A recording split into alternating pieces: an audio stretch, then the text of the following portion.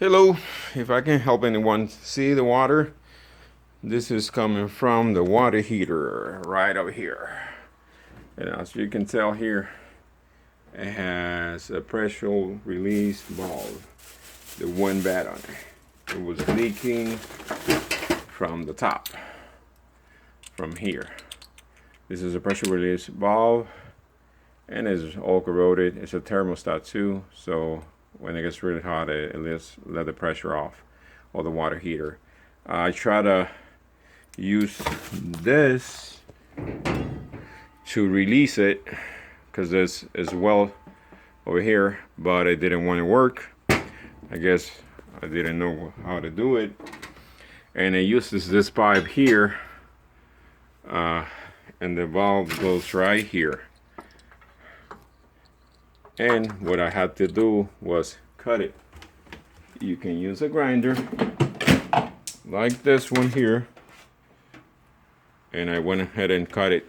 I went around to the top, boom, and cut it. You can get this for like 14-20 bucks, Harbor Freight. And then I proceed. You can go to either, Home Depot, Ace, Lowe's, and they have in stock.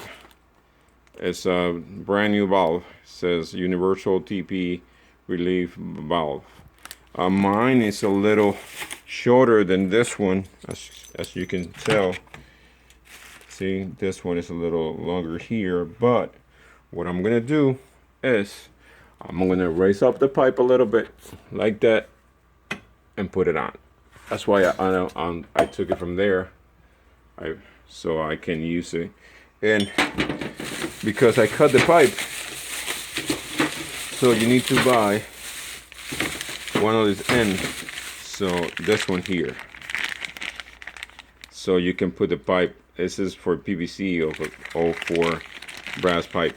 See, it's a 3/4 PVC. Let's give you a description. The adapter, male and female, so it's a 3 1/4.